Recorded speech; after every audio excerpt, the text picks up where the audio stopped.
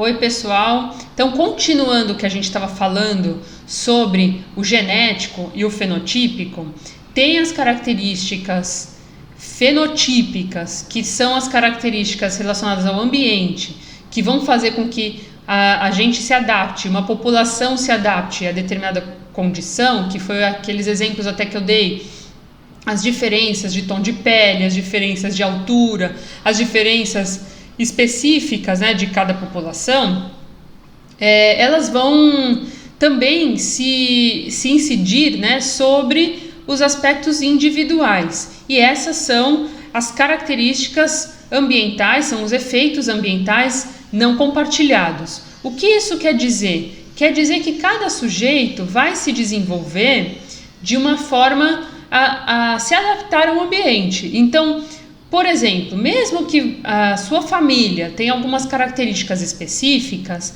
ainda assim, só você viveu o que você viveu na sua escola, só você viveu o que você viveu com seus amigos, só você teve esses amigos nesse tempo específico, morou nessa cidade com essas pessoas que você conviveu, você tem uma tendência maior ou menor a engordar, emagrecer, ser alto, ser baixo, e tudo isso vai sendo influenciado e vai influenciando a construção de quem você é. E isso é algo individual. Então, além da gente ter características do ambiente que influenciam toda a população, e toda a população que faz parte, a gente também vai observar as características dos efeitos ambientais não compartilhados, que tem a ver com o individual.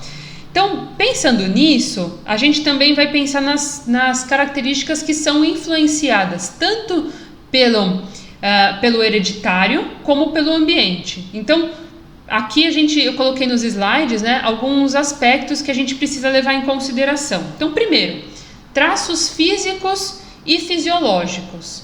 Uma parte genética, uma parte hereditária, uma parte que vai vir das suas características do lugar onde você nasceu e de quem é a sua família.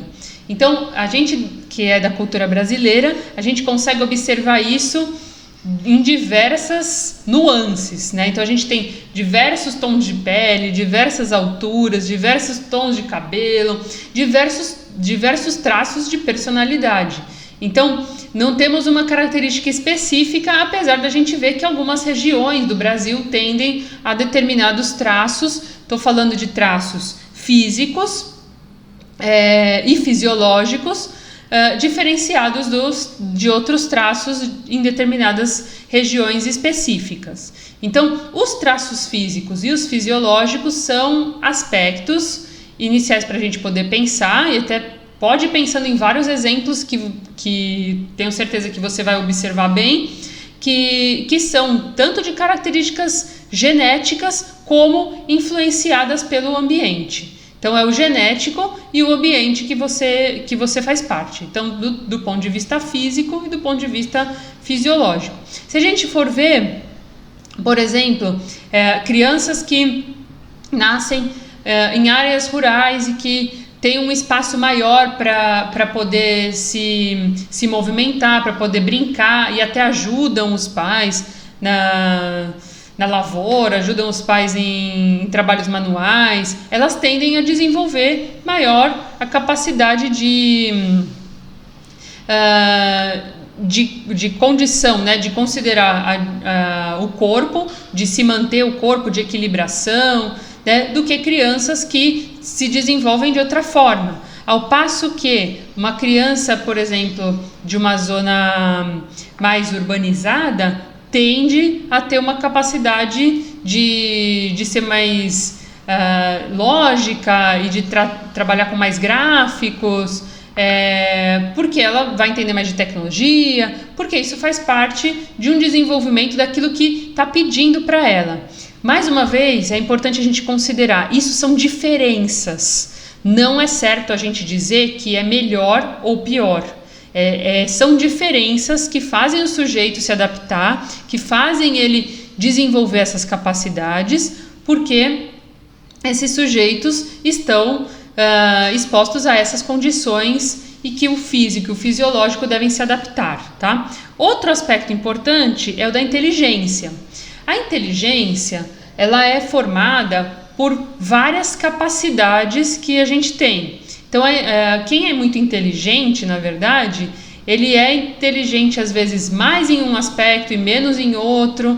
Então, se você fizer aquele teste de QI, teste de inteligência, vai dar o seu score nas diversas áreas. Então, raciocínio matemático, raciocínio espacial, seu raciocínio com palavras, sua memória, sua capacidade de linguagem, sua capacidade de observar aspectos minuciosos. Então, tem algumas capacidades que com toda certeza você vai desenvolver mais, e outras capacidades que você vai ter menos capacidade de desenvolver, menos aptidão para isso. Então, a inteligência, ela é um conjunto de tudo isso. Então, quem é muito inteligente, em geral, é porque desenvolveu, em geral, basicamente isso tudo bem, né? Mas não de uma forma igual para todos os aspectos. Então, a inteligência, ela tem algo que já vem com a gente, que já é concebido com a gente, já é uma tendência para alguma coisa, e você pode ou não desenvolver de acordo com o ambiente que você faz parte. Então, a capacidade de inteligência é também influenciada pelo genético e pelo ambiente. Outro aspecto é o que a gente já falou, da personalidade.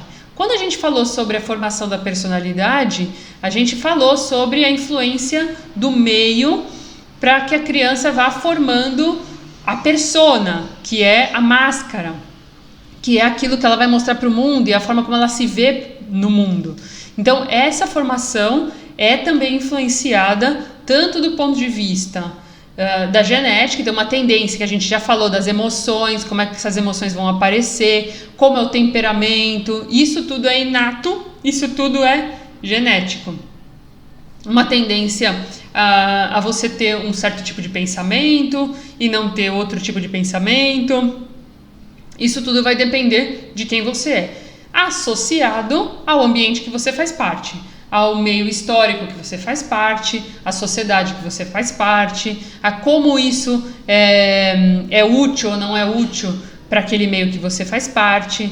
Então, nesse sentido, a gente começa a observar que tem uma influência. Eu acho que vocês vão lembrar, quando a gente trabalhou nas primeiras aulas, o caso do menino Vitor, que era o menino selvagem de Aveyron.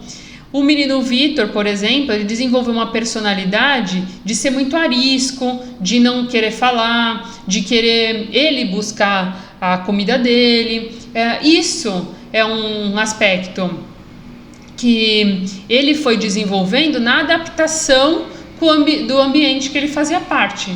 Então, essa personalidade vem a partir desse ambiente. Claro que se fosse um outro Vitor, né, uma outra criança que também tivesse submetido às mesmas condições, possivelmente ia ter traços diferentes de personalidade, porque é uma outra criança, ou seja, tem uma outra carga genética, tem uma outra característica fundamental, tem um outro avatar, e esse avatar ele vai se moldando à medida que você vai jogando o jogo, né? E um outro aspecto é a psicopatologia. O que é psicopatologia?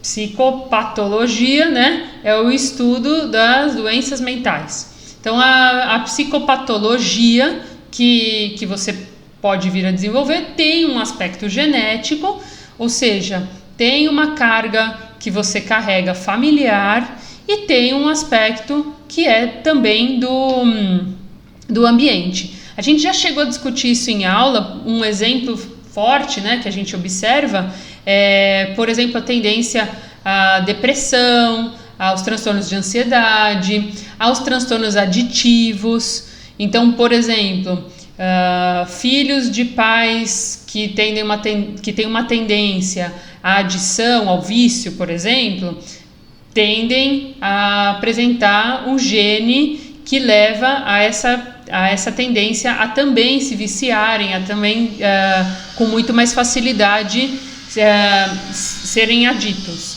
Então, a patologia também é influenciada tanto pela genética quanto pelo ambiente. O ambiente ele fortalece ou ele favorece para que isso apareça.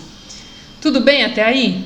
Então daqui a pouco a gente volta com mais dados, mais pensamentos sobre a hereditariedade e a genética.